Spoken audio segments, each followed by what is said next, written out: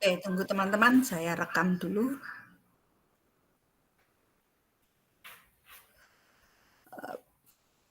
Tolong di-mute ya yang lain ya.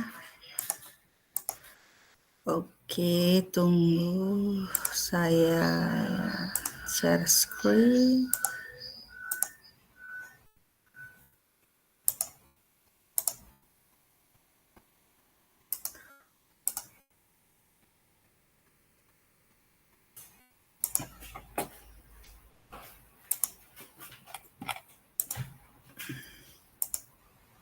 Nggak mau share screen, sabar ya. Oke, ini dapat. Oke, kelihatan ya. Tunggu saya cek dulu. Kelihatan? Oke, thank you. Baik, lanjutkan minggu lalu. Hari ini topiknya adalah manusia dan keragaman, teman-teman.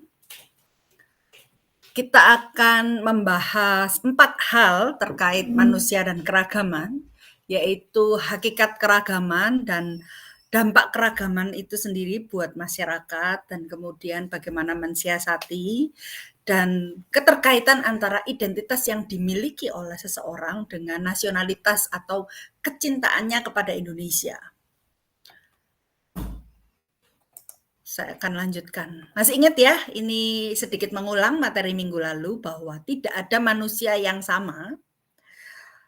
Bahkan yang minggu lalu teman Anda yang cerita itu ya, yang kembar sekalipun itu nggak ada yang sama begitu. Sama persis 100% itu nggak ada. Ada yang bentuk hidungnya nggak sama, ada yang sifatnya nggak sama begitu kan ya. Jadi artinya nggak ada secara default dari sana. Default itu apa?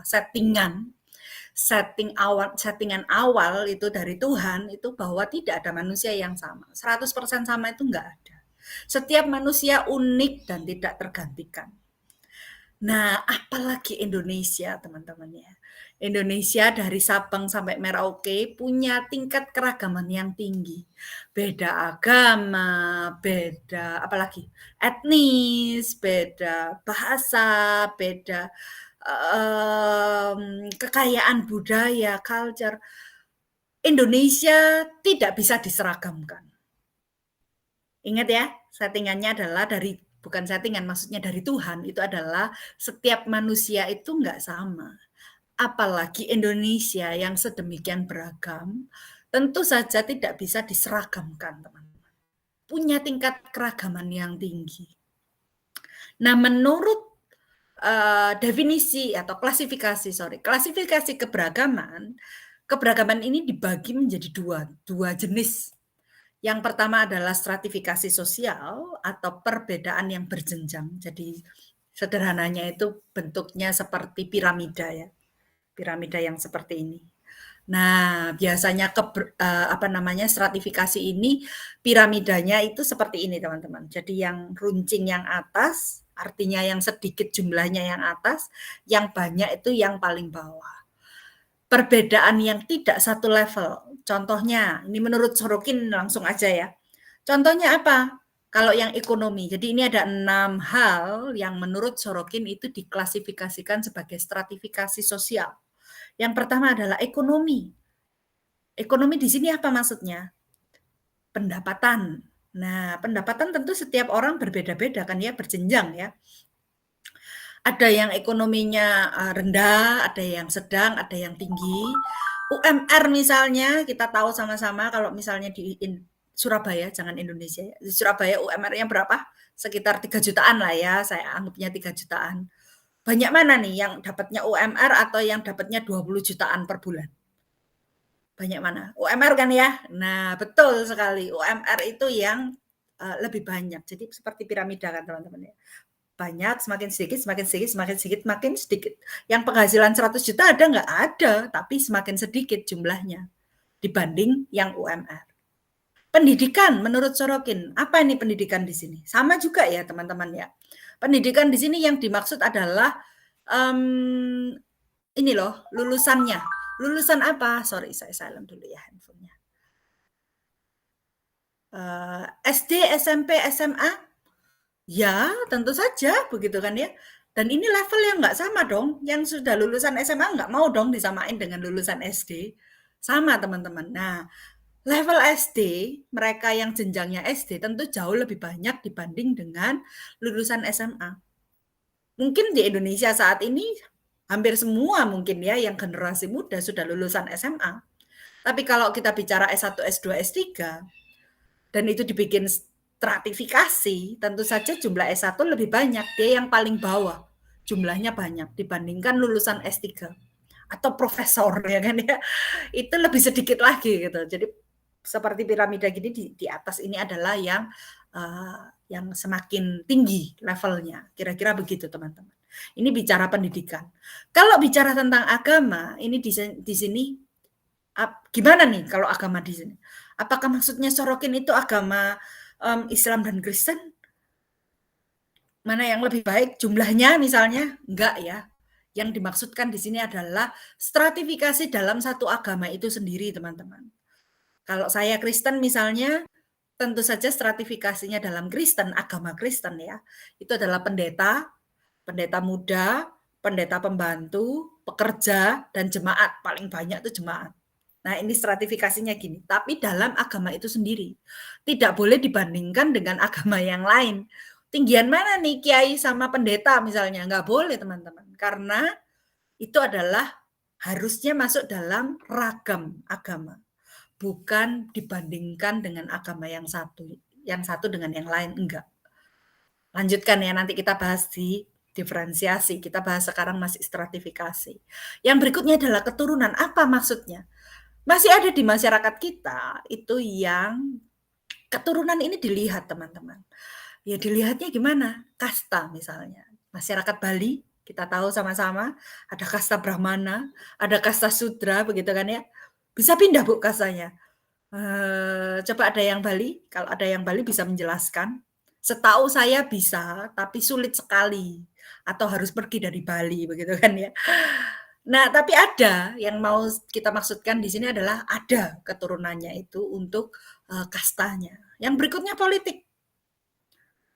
Apa yang dimaksud politik di sini? Apakah partai politik tertentu itu lebih baik dibandingkan partai politik yang lain? Kita tidak membahas partai politik ya di sini teman-teman ya. Yang dimaksudkan politik di sini contohnya adalah dalam satu politik itu sendiri, dalam satu partai politik itu sendiri sama seperti agama. Atau dalam pemerintahan teman-teman. Presiden paling atas, kemudian apa? Yang ininya menteri-menteri, kemudian bawahnya lagi gubernur-gubernur, begitu kan? Bawahnya lagi wali kota atau bupati, bawahnya lagi kecamatan, Pak Camat, Bu Camat, Pak Lurah, Bu Lurah, paling bawah. Sistem pemerintahannya seperti itu. Berjenjang juga, tidak dalam satu level. Paham ya teman-teman? Dalam pekerjaan juga sama teman-teman. Ada tingkatan manajer, ada tingkatan karyawan biasa, ada tingkatan dosen biasa, kemudian kalau dalam institusi perguruan tinggi ya, dosen biasa nih banyak, kemudian atasnya apa? Kepala jurusan, ketua prodi, atasnya lagi dekan, atasnya lagi apa? Rektor ya gitu. Ada jenjangnya teman-teman. Nah, perbedaan ini adalah perbedaan yang berjenjang seperti ini adalah stratifikasi teman-teman. Kalau ditanya apakah bisa pindah ke level yang berikutnya? Bisa, tapi sulit. Kenapa? Ada prosesnya teman-teman. Contohnya yang tadi lulusan S2 dengan lulusan S3. Bisa nggak yang lulusan S2 pindah lulusan S3? Naik stratanya, levelnya naik. Bisa, tapi ada prosesnya. Harus kuliah dulu S3 4 tahun gitu kan teman-teman ya. Nah, sama juga yang UMR, gaji UMR tingkat ekonomi 3,5 juta. Bisa nggak ya aku bisa jadi 20 juta? Bisa, tapi juga ada prosesnya teman-teman. Dan itu nggak mudah. Bukan hitungan klik gini aja berubah. Nggak ada prosesnya begitu teman-teman ya. Jadi kalau dikatakan keragaman ini ada yang jenis keragaman yang berjenjang atau bertingkat. Yang berikutnya, keragaman ini ada keragaman yang diferensiasi sosial atau setara atau satu level teman-teman. Apa maksudnya keragaman yang satu level? Ya keragaman yang nggak bisa dibanding-bandingkan atau nggak bisa di-level-levelkan atau nggak bisa dijenjang-jenjangkan, nggak bisa. Karena satu level. Saya beri contoh, ragam di sini ragam etnis. Nggak bisa etnis tertentu merasa lebih baik dibandingkan etnis yang lain gitu kan. Tapi meskipun memang kenyataannya di Indonesia ada yang merasa lebih baik atau etnisnya merasa lebih baik gitu kan ya, bangga banget gitu kan. Boleh, tapi kalau bangga banget enggak ya kan. Ya teman-teman ya tunggu itu ada yang join kayaknya. Terlambat mungkin. Oke, saya accept dulu. Oke, lanjut lagi. Ya, saya lanjutkan lagi.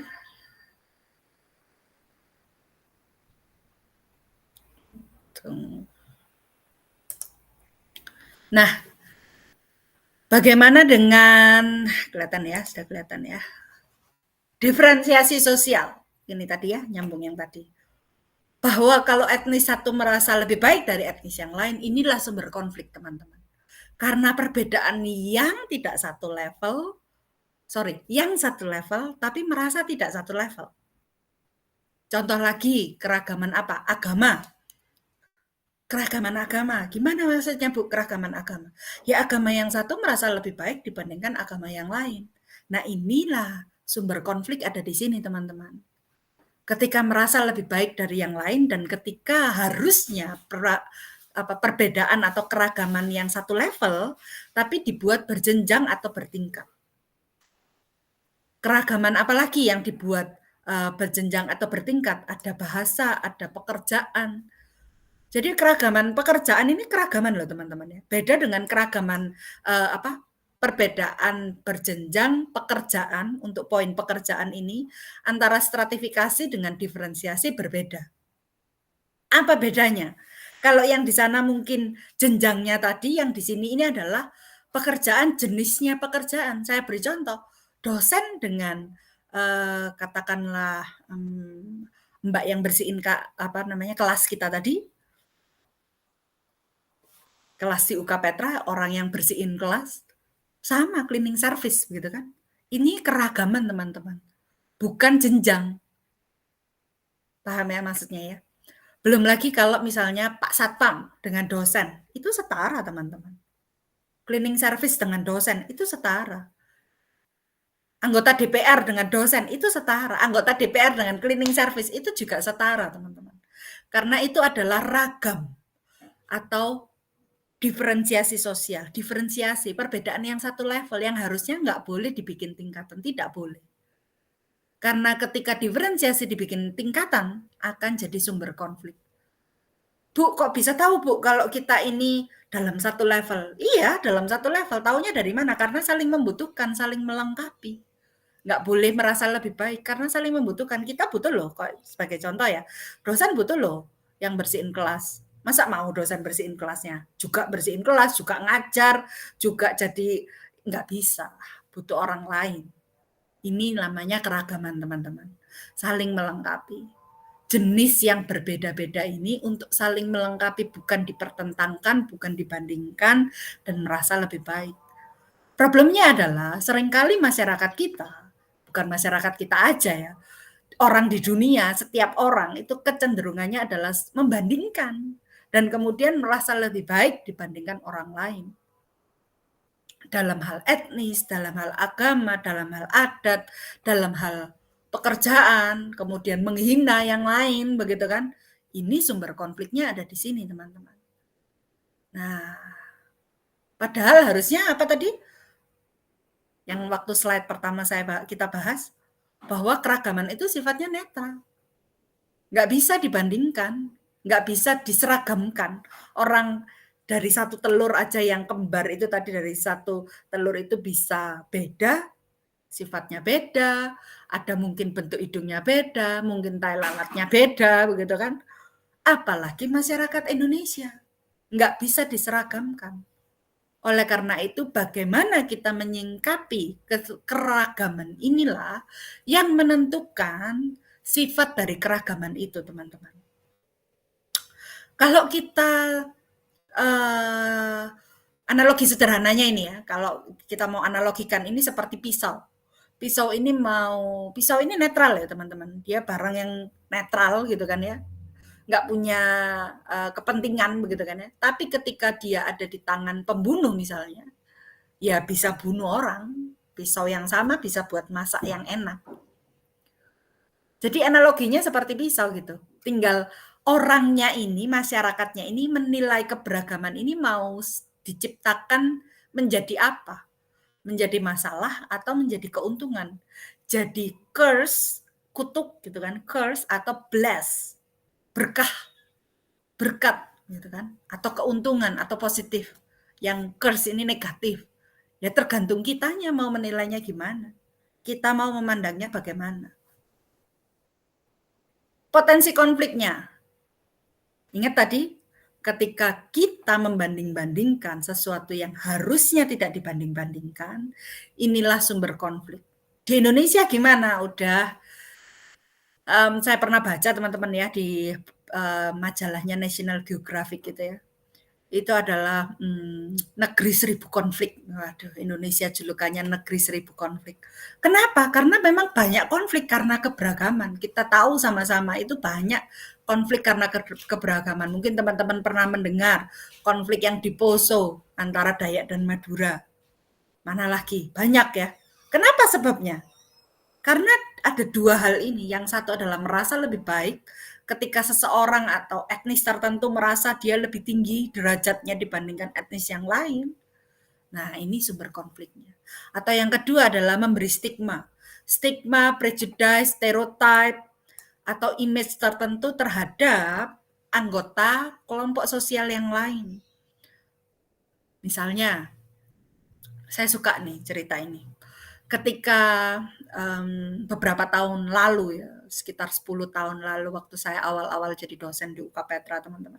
Ketika saya berjalan setelah kelas di gedung T, tahu ya, ingat-ingat ya teman-teman ya. Ketika di gedung T itu turun lift kan teman-teman ya. Itu kerumunan bubaran kelas. Banyak kan, ketika kita bubaran kelas kan banyak tuh mahasiswa berseliweran ya kan, ngumpul begitu kan ya, ngumpul begitu kan. Nah, ketika saya keluar lift itu cukup padat di situ teman-teman, tapi saya melihat ada 2 orang mahasiswi yang pakai jilbab. Di zaman itu 10 tahun lalu itu jarang saya lihat di UK Petra pakai jilbab, itu jarang banget, hampir nggak pernah kayaknya ya, jarang lah gitu kan. Nah, 2 perempuan ini, 2 mahasiswi ini masih muda ya, saya tahu mereka mahasiswi. Nanya ke Pak Satpam, "Perpustakaannya di mana?" Gitu waktu saya lewat ya. Terus Pak Satpamnya bilang, "Oh, itu ke sana lurus aja, ada gedung tinggi, itu namanya gedung W, nanti ada lift di situ, pencet aja liftnya." Gitu. Terus kemudian, "Terima kasih Pak," gitu ya, udah ditinggal gitu sama Pak Satpamnya. Nah, kebetulan saya mau ke ruangan saya yang di gedung C kan. Jadinya saya nawarin ke mereka, ke 2 perempuan ini. Mau ke perpus ya gitu, karena saya dengar ya teman-teman. Mau ke perpus ya? Oh iya Mbak gitu, iya Bu. Ayo saya antar, saya bilang gitu. Saya kebetulan mau ke arah sana juga. Gak apa-apa saya antar, saya bilang. Senang sekali mereka teman-teman. Oh makasih ya Bu, gitu, makasih gitu. Ya nggak apa-apa, sama-sama kok. Sama-sama kan? Saya jalan tuh ya teman-teman ya. Jalan sepanjang parkiran kan gelap ya, nggak bisa kelihatan. Oke, kemudian ke Selasar kan. Selasar itu waktu hari efektif ya, teman-teman tahu sendiri kalau hari efektif biasanya ada banyak yang saya beri tanda kutip jualan gitu ya. Jualan apa? Jualan kegiatan ya. Ayo gabung ini kan banyak sekali mahasiswa dan saya kenal dengan banyak mahasiswa, artinya apa? Ketika lewat itu sering di ini sapa, Bu Sally gitu kan ya. Dan waktu lewat itu teman-teman, ada yang apa namanya? Nggak ada yang nyapa waktu itu. Sama sekali nggak ada yang nyapa. Mau nyapa tuh ragu-ragu kayak takut gitu ya, dilihatin gitu ya. Tapi saya tahu mereka ngelihat, tapi nggak mau nyapa, nggak mau keluar suara. Ngelihat dari atas ke bawah, ke atas lagi gitu kan. Sambil kriis gitu kan. Ini Bu Sally jalan sama siapa kan gitu kan. Tapi nggak berani nyapa. Sampai gedung W teman-teman. Dan ketika itu saya, udah ya, ini silakan, ini liftnya tinggal pencet angka 6, saya bilang gitu. Karena perpustakaan di lantai 6. Makasih ya Bu, makasih ya Bu. Mereka seneng teman-teman, seneng banget gitu. Makasih ya Bu, makasih. Iya, iya, sama-sama. Dah, diantar saya balik.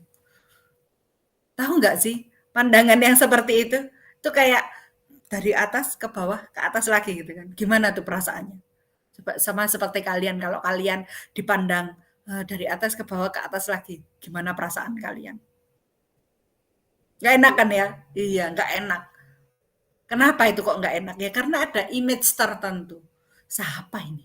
Atau kok beda ini ya kan? Kok nggak kayak biasanya ini? Itu masih mending ya, tapi kalau pandangannya merendahkan, lah itu jadi konflik tuh ini. Perlakuan diskriminatif ini. Sikap tubuh melecehkan. Nah, ini beda gitu kan ya. Ketika ada melihat yang berbeda dan kemudian Anda diskriminatif, nah ini melecehkan nih mulai. Tapi kalau seperti itu nyaman nggak? Nggak nyaman ya kan? Karena apa? Image tertentu. Mereka berbeda. Ada satu cerita lagi teman-teman, ketika saya, beli sate waktu itu beberapa tahun lalu, beli sate, ada sate langganan tuh yang di dekatnya, rumah saya, di daerah Rungkut nih ya.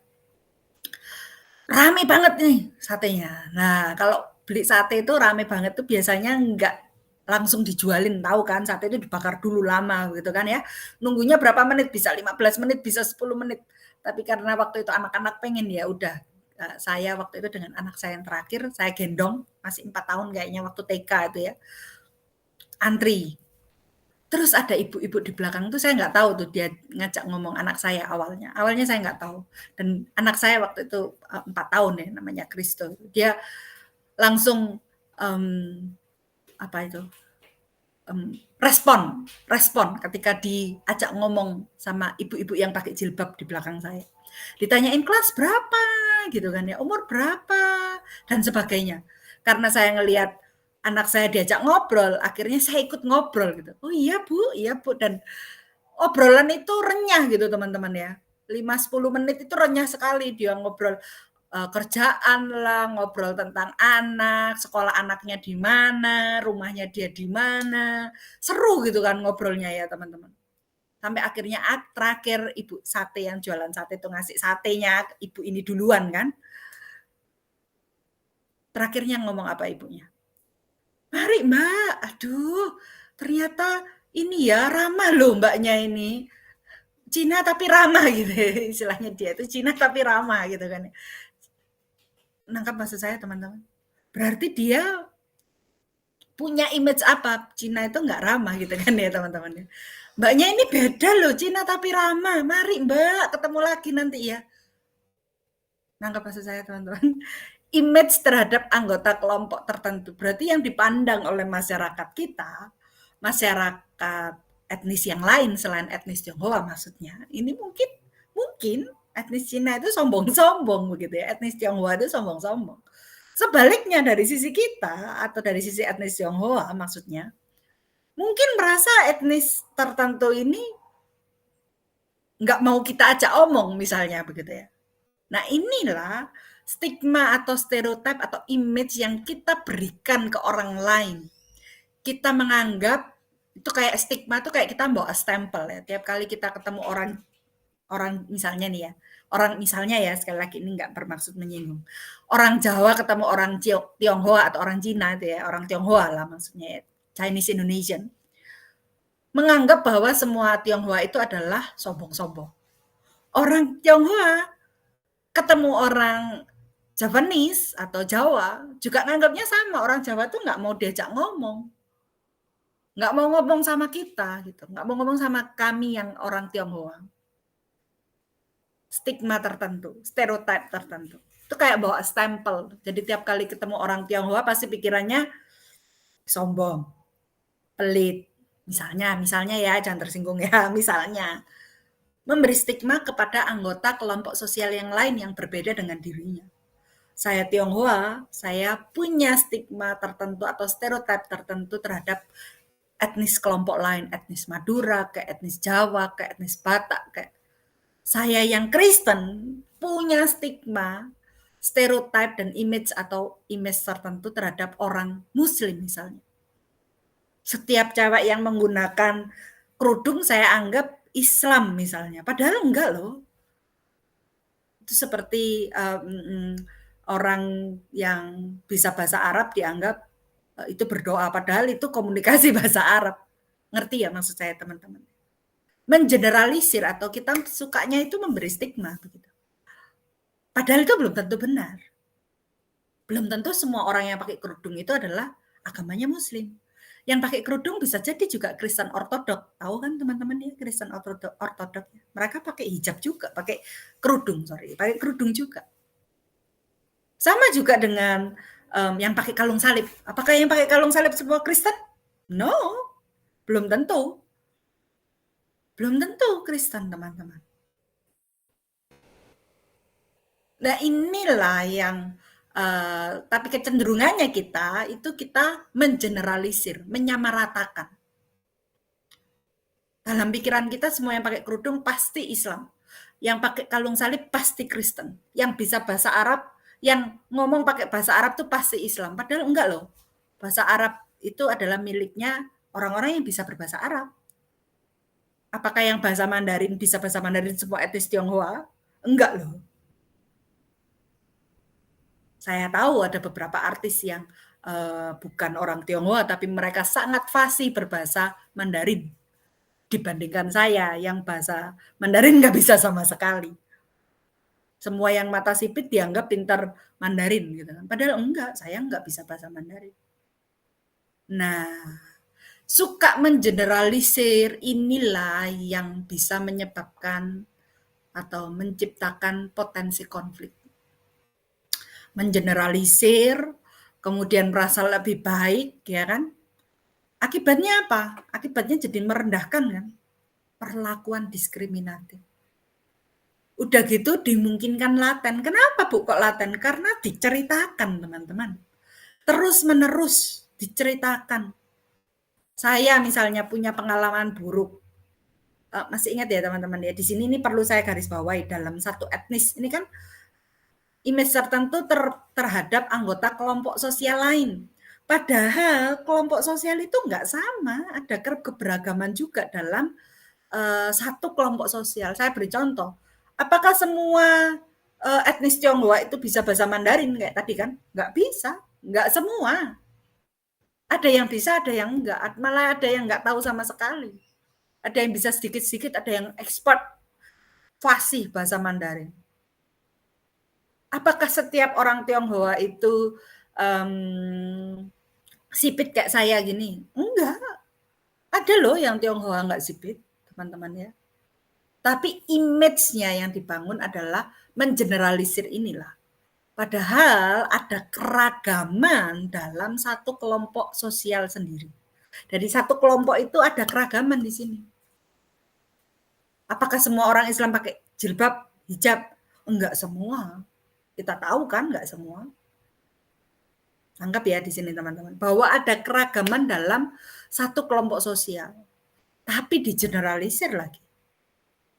Dan ini terus perlakuan diskriminatif ini diceritakan. Nah, diceritakan ini yang bikin ini misalnya saya punya pengalaman buruk dengan satu orang Jawa, kemudian saya kepahitan gitu kan ya. Saya ceritain ke anak saya, udah nggak usah deket-deket lah, misalnya gitu. Deket dengan orang Jawa gini. Kan laten teman-teman konfliknya.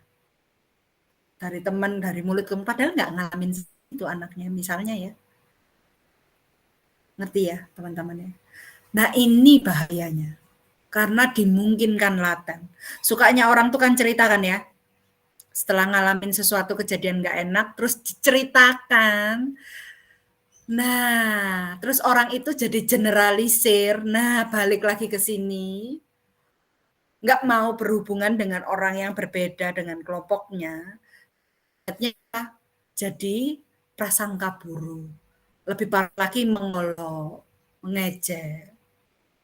Terus apa? Perbuatan tidak menyenangkan. Ini udah masuk dalam diskriminatif, teman-teman. Hati-hati, ada undang-undangnya ini ya. Nggak boleh ini diskriminatif ini. Kadang-kadang itu bukan pengalamannya dia loh, teman-teman. Pengalaman orang lain, pengalaman temennya, mamanya, adiknya, kakaknya diceritakan dan dipercaya itu benar ya. Mungkin benar, tapi terus jadi mengeneralisir, menganggap orang lain juga sama dengan yang diceritakan. Paham ya teman-teman ya? Nah ini yang menyebabkan, ini yang jadi potensi konflik. Dari terus-menerus itu tadi. Dan itu kayak lingkaran gitu kan. Nah akibatnya apa? Ini ada perlakuan lebih baik atau lebih buruk karena alasan kelompok, kemudian menunjukkan kebencian, fisik, aduh jangan ya, jangan sampai. Pembatasan hak sipil, ini contoh-contoh perbuatan diskriminatif. Pelarangan bangun gereja misalnya, pelarangan apalah banyak ya batasan hak-hak sipil ini yang kita sebut sebagai perbuatan diskriminatif dilakukan atas dasar perbedaan. Gimana caranya Bu jadi potensi kekayaan? Bisa nggak Bu? Ingat tadi keragamannya tidak bisa diubah. Cara kita gimana mau ngolah itu jadi kutukan atau ngolah itu jadi berkah atau berkat. Ya kalau saya lebih lebih suka ini. Nah, tapi mudah nggak Bu? Nggak mudah ya teman-teman ya. Nggak mudah, apalagi udah dasarnya suka membandingkan, kemudian punya pengalaman buruk, diceritakan, nggak punya pengalaman buruk, percaya pengalaman buruk orang lain, dan kemudian mengeneralisir, menyamaratakan semua, dikasih stigma semua, dikasih percaya dengan stereotype gitu kan, padahal dalam satu etnis ada keberagaman lain, ada keberagaman juga, dalam satu agama ada keberagaman, dalam ragam tertentu itu pasti ada keberagaman. Nggak mudah, tapi bisa. Mulai dari diri sendiri. Kayak contoh saya tadi, balik lagi yang tukang sate tadi ya, beli sate tadi, sorry. Beli sate tadi, ibu itu paling enggak saya memberi pengalaman ke ibu itu bahwa ada loh orang Tionghoa yang ramah, yang mau ngobrol. Sama juga berarti sama teman-teman. Ntar kalau waktu antri pecel yang di depan itu ya, harus mau ngobrol tuh waktu antri. Senyum paling enggak ya. Bu saya nggak bisa ngobrol, oke kasih senyum dulu. Gitu. Biar nggak dikira sombong teman-teman ya. Kalau di bayar kasih kembalian, makasih Bu, gitu kan. Atau kalau teman-teman tuh parkir mobil, parkir motor, ada mbaknya yang jaga, makasih Mbak, mari Mbak. Mulai dari diri sendiri. Bisa nggak? Bisa. Paling enggak supaya yang diceritakan itu adalah yang baik, gitu kan. Kita menularkan yang baik, teman-teman. Supaya stereotip yang jelek-jelek tentang etnis atau tentang agama kita itu bisa pudar. Nunjukkan bahwa kita itu mau loh berbaur, kita mau loh bergabung ya teman-teman. Bu, kalau yang di pihak sana nggak mau gimana? Nggak apa-apa. Yang penting kamu sudah berusaha dan kamu pun tidak boleh mengeneralisir. Terus nggak mau yang satu, iya Bu saya senyum, itu yang satunya nggak senyum. Ya nggak apa-apa, masih ada orang lain. Dia nggak senyum mungkin lagi bad mood. Mungkin habis dimarahi mamanya ya kan ya. Mungkin habis diputus pacarnya ya kan teman-teman ya. Jadi jangan negatif thinking dulu, harus positif thinking kitanya. Ada banyak orang lain juga yang ketika kita senyum atau ketika kita ramah, orang itu juga ramah teman-teman. Jadi mulai dari diri sendiri. Caranya Bu ini ada 3 cara teman-teman. Yang pertama adalah menyadari bahwa keberagaman ini adalah hak asasi. Hak asasi manusia yang harus dihargai bagaimanapun bentuknya. Yang kedua adalah menghilangkan perasaan superior. Perasaan superior itu apa sih Bu? Merasa lebih baik itu loh.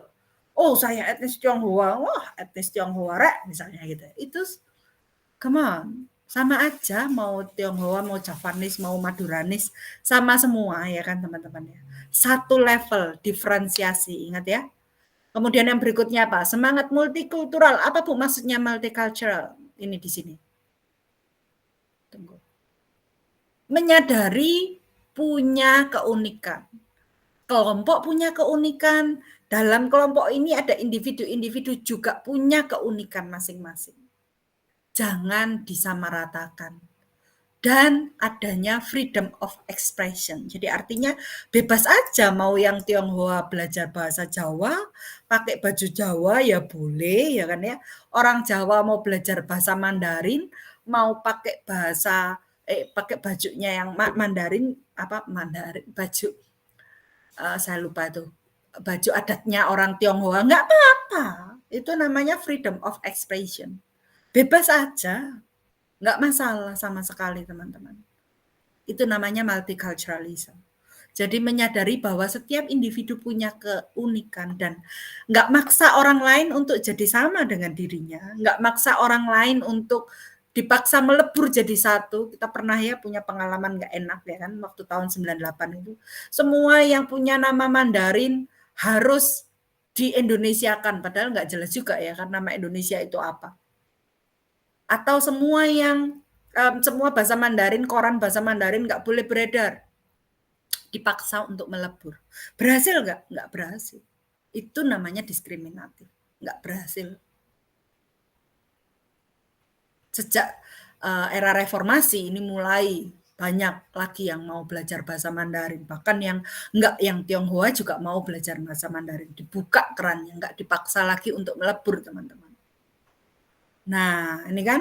Jadi syaratnya apa? Sadar dan bersedia menghormati perbedaan. Jadi harus sadar dulu. Kemudian yang kedua adalah mau menghormati perbedaan. Nah, kebanyakan yang takut ini, takut apa? Mereka yang punya identitas etnis atau identitas agamanya tinggi itu nggak punya nasionalitas gitu. Artinya apa? Nggak cinta Indonesia maksudnya. Padahal nggak ada kaitannya antara mempertahankan identitas dengan nasionalitas seseorang. Saya tahu persis ada orang Tionghoa yang punya 3 nama. 3 nama itu masih nama Mandarin maksudnya teman-teman ya. Jadi beliau ini nggak mau ganti nama, udah tua, udah sepuh teman-teman. Punya perpustakaan, ya di Surabaya ini punya perpustakaan. Dan perpustakaannya itu dibuka untuk umum loh. Bapak ini pernah dipenjara tapi masih cinta Indonesia. Punya 3 nama tapi cinta Indonesia, diwujudkan dia bayar pajak, dia nggak jual narkoba, beliau ini yang ngajarin. Nggak ada hubungannya antara identitas etnis dengan cinta Indonesia. Saya meskipun sipit gini cinta Indonesia, saya bayar pajak, saya nggak jual narkoba. Nangkep maksud saya teman-teman ya? Jadi jangan takut untuk punya identitas etnis, identitas agama, nggak apa-apa. Karena itu nggak ada hubungannya dengan nasionalitas. Tetap cinta Indonesia bisa sejalan bersamaan. Contohnya apa? Orang Jepang. Orang Jepang tuh ya, teman-teman ya. Tetap punya identitas nasionalitas mereka sebagai orang Jepang. Dan mempertahankan identitas etnis mereka loh.